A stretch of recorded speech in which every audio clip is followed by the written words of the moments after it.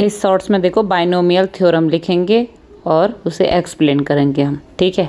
Binomial theorem है हमारे पास a प्लस बी की power whole power n equal to nc0 a की power n plus nc1 a की पावर n माइनस 1 b की power 1 plus nc2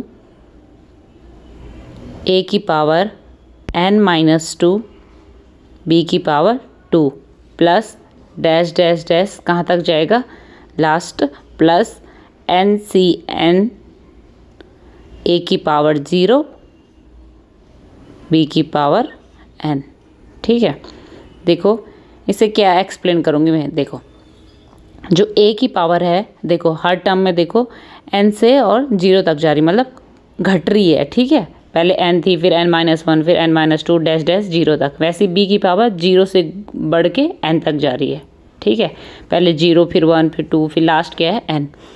और n क्या है यहाँ, n belongs to z positive. z positive को हम क्या बोलेंगे, positive integer. n is positive integer, ये हम इस क्लास में पढ़ेंगे, ठीक है। और नेचुरल नंबर भी बोल सकते हैं हम इसे। n बिलोंग्स कहाँ कर रहा है, नेचुरल नंबर में, ठीक है।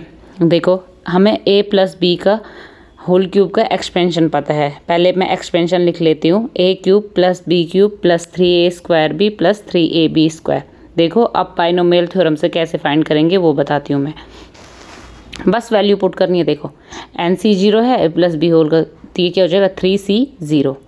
वैसे ही a की पावर n है, मतलब a की पावर 3, मैक्सिमम पावर 3 है ना, प्लस 3c1। देखो फिर a की पावर घट रही है 2 और b की पावर 1, ठीक है। फिर प्लस 3c2। देखो फिर a की पावर घटेगी, a की पावर 1 हो जाएगी और b की पावर 2, b की पावर बढ़ रही है। और लास्ट टर्म क्या आ जाएगी 3c3, a की पावर 0, b की पावर 3। देखो ठीक है, आए सारी टर्म समझ में।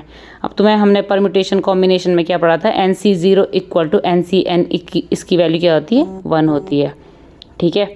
अब देखो पहली टर्म में तो 3c0 और 3c3 क्या हो जाएगा 1, तो ये a क्यूब हो जाएगा। लास्ट टर्म हमारे पास b क्यूब हो जाएगा।